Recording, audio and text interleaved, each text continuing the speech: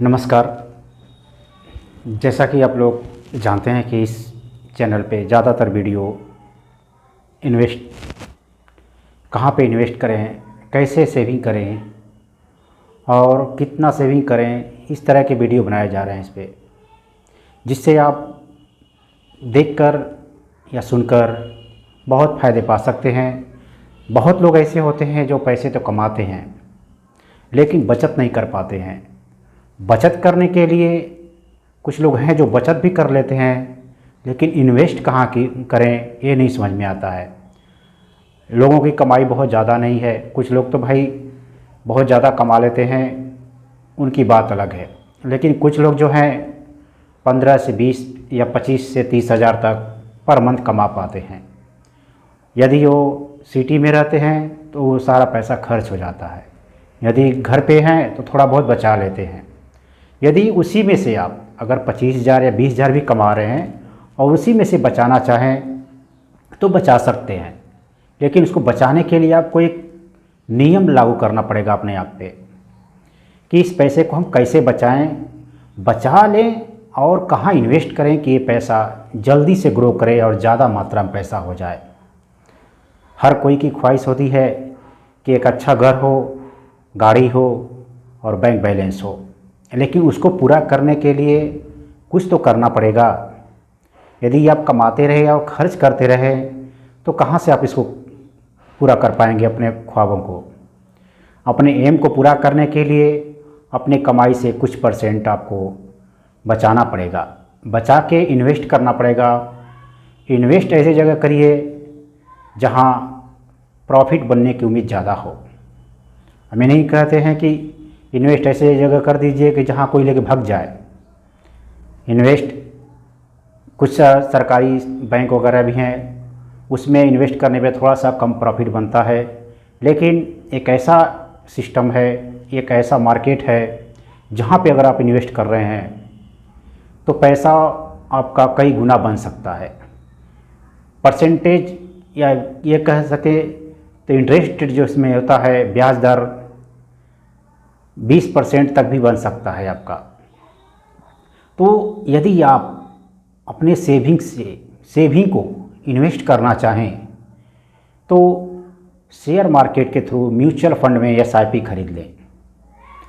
SIP की कम से कम अगर शुरुआत करना चाहते हैं तो 100 रुपये से भी एसआईपी पर मंथ ले सकते हैं। यदि आप शुरुआत कर लिए, आपका बचत समझिए कि बचत कर पा रहे हैं तो इसको बढ़ाते जाइए।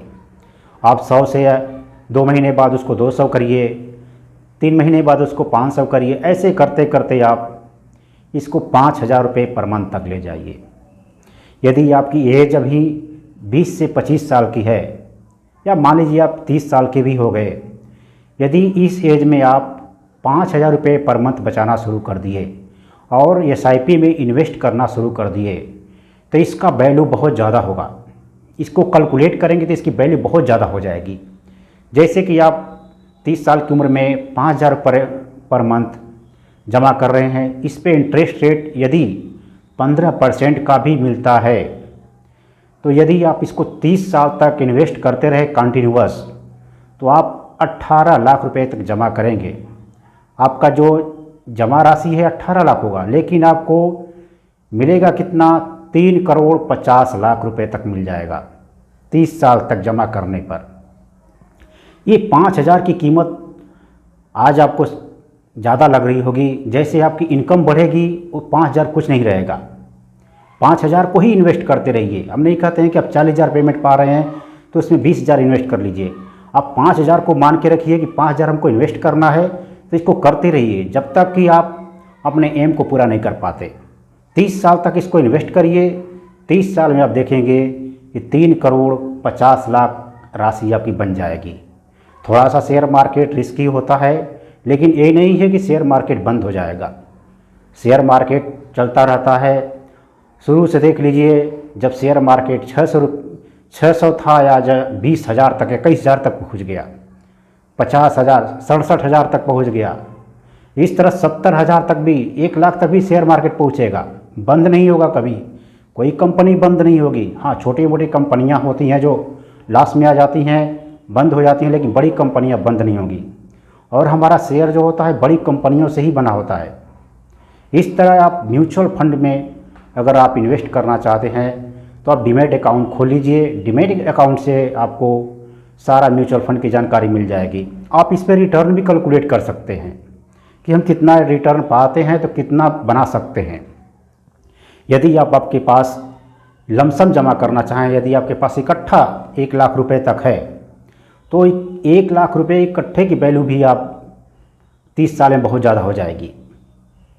1 लाख इकट्ठा आप जमा कर रहे हैं 30 साल तक के लिए तो आपकी वैल्यू करीब करीब 66 लाख तक रुपए तक हो जाएगी। और यदि आप 5 लाख रुपए इकट्ठा जमा कर दिए, लमसम में जमा कर दिए SIP म्यूचुअल फंड में लमसम ले लिए तो आप 3 करोड़ 63 लाख 3 करोड़ 63 लाख की 3 करोड़ 63 लाख रुपए आपके बन जाएंगे। ये है पावर ऑफ कंपाउंडिंग, जो कि आपके प्रॉफिट पे कंपाउंड लगता जाता है। जितना आप इंटरेस्ट रेट हर दिन कमाते हैं, हर मंथ कमाते हैं, उस पे भी कंपाउंड इंटरेस्ट लगता जाता है, जिससे आपकी वेल्थ क्रिएट हो जाती है। तो आप करना क्या है, आप रोज़ का 170 रुपये बचा लीजिए। कम से कम 170 रुपये, आप कितना भी कमाएं उससे मतलब नहीं है, 170 रुपया बचाइए। महीने में उसको एक अकाउंट में डाल दीजिए। अकाउंट में आप उस अकाउंट से म्यूचुअल फ़ंड ले लीजिए।